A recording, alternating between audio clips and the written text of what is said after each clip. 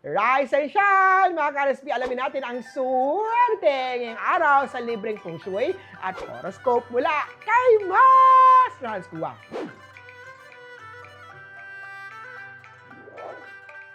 Sa mga Year of the Rat, may darating na swerte mula sa isang lumang kaibigan o koneksyon. Kaya gamitin ang pagkakataon na mapalakas ang iyong network at planuhin ang susunod na hakbang sa career o personal finances.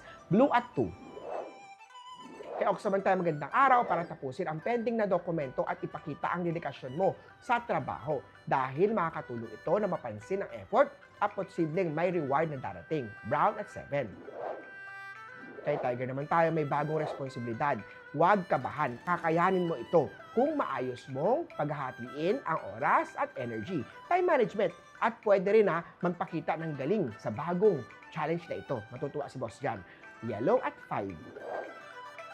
Kay Rabbit naman tayo, wag muna magpautang, hindi ito may babalik sa oras. Kaya mas mainam na i-prioritize muna ang sariling budget at siguraduhin ang savings mo ay secure bago ibigay ito sa iba. Pink at 8.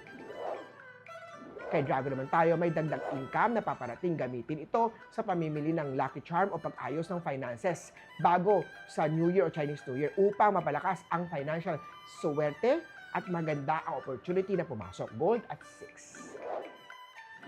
Kay Snake naman tayo, may chance na ma-assign sa bagong department. Embrace the change at ipakita ang galing mo sa bago mong role dahil pwede mo ito magbukas ng mas malaking opportunity. White at 1. Sa mga pinanganak ng Year of the Horse, posibleng madelay ang sweldo o kita. Kaya naman mainam na planuhin ang gastos sa Chinese New Year at i-prioritize ang mahalaga upang hindi ma-stress sa biglaang financial demands. Red at 9. Kay Goat naman tayo dumating sa isang iniintay mong bayad. I-save ito ng kalahati para sa future need at gamitin ang natira sa tamang paraan para naman mapalakas ang financial security. Ngayong taon, Gold at 2.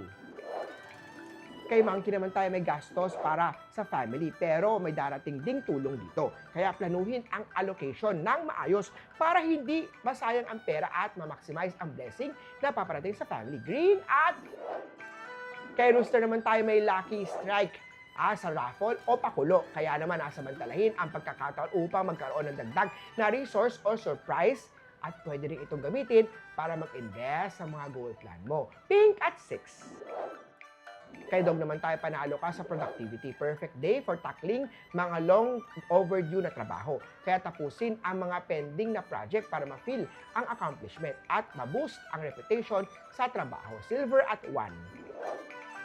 Lastly, kay of the Pig naman tayo, hindi ito aaraw sa gastos. Pinaplano maigi yan. Kaya maglaan ng oras para i-budget ang pera at maghanda para sa susunod na financial challenges at opportunities. White at 3.